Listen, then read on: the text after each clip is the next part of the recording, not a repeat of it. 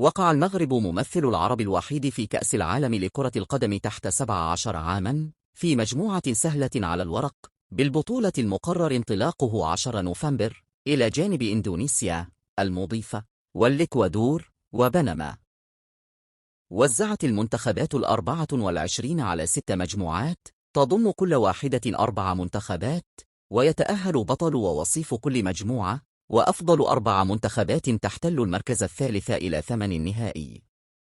وكان المنتخب المغربي تحت 17 عاماً قد ضمن مشاركته بعد بلوغه المباراة النهائية لبطولة إفريقيا التي أقيمت في الجزائر، وحلوله ثانياً وراء السنغال.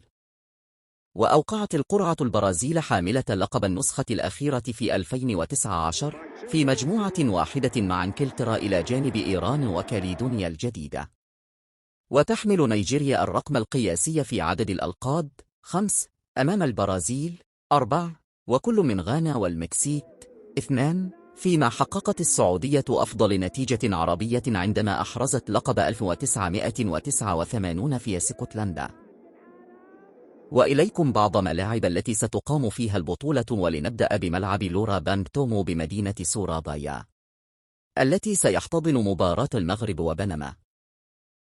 أنشئ الملعب عام 2010 والذي يستقبل قرابة 48 ألف متفرج.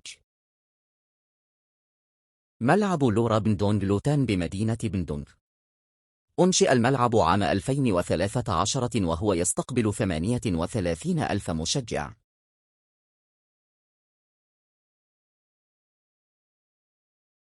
ويبقى الملعب الدولي بجاكرتا هو الأهم وأبرز تحفة رياضية، فهو ملعب حديث الولادة أسس عام 2022 ويتسع لما يقارب 82 ألف متفرج.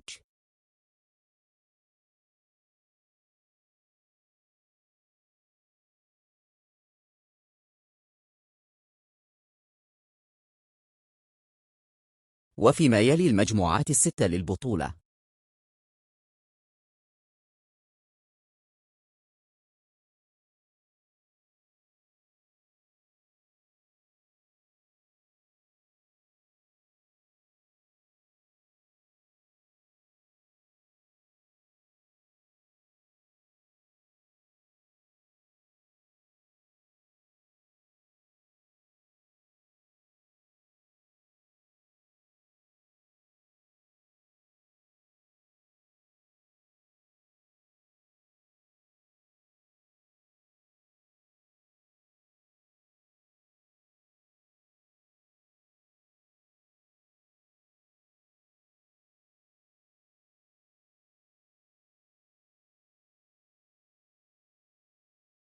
لا تنسوا الاشتراك في القناة وتفعيل زر الجرس ليصلكم كل جديد.